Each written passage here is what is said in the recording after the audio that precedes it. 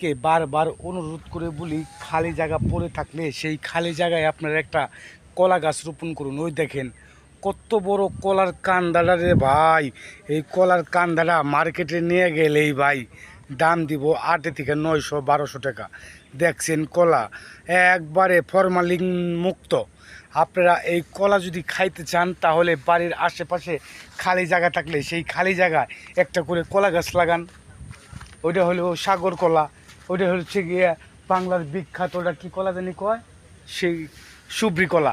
আর এইটা হচ্ছে গিয়া আনাইজা কলা। এই আনাইজা কলা গাছ যদি আপনার বাড়িতে থাকে, পাইকার আপনার ঘরে আসবে, ঘরে এসে বলবে এই আনাইজা কলার কান্দাটা কত দাম দিব, তারা এই পাইকাররা 500 টাকা 800 টাকা দিয়ে এই আনাইজা কলার কান্দাটা নিয়ে যাবে। নিয়ে যেয়ে এই কলার কান্দাটা এই বাজারে নিয়ে বিক্রি করবে 40 থেকে 50 টাকা হালি। আপনি এবার বুঝে দেখেন, খালি জায়গা পড়ে থাকলেই লস। আপনারা যদি দেখেন একটা খালি জায়গা পড়ে রয়েছে, ঠিক সেই খালি জায়গা একটা কলা গাছ কিনতেও হবে না।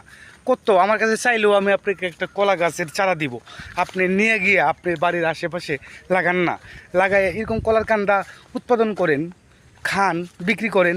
এই যে একজনে আমার কাছে 2টা কলার চারা আমার কাছে চাইছে, আমি দিয়ে দিছি।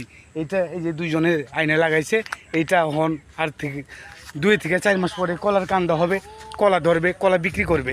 আমাকে মন চাইলে এক কান্দা দিবে, না চাইলে নাই। এই যার একটা কলার কান্দা দেখাইতেছি আপনি গো, এই যে এই কলার কান্দাটা আমার, এই যে বাংলার বিখ্যাত এটা সুব্রি কলা, এই কলার কান্দাটা আমার। এই গাছটা আমি এখন একজনের কাছ থেকে চাই আনছিলাম, আমার দিছে, আমি এই গাছটা এখানে লাগাই দিছি। খালি জায়গা পড়ে থাকলেই লস। একটা কলার কান্দা লাগাই দেন, আপনারা কলার নেন, কলা খান।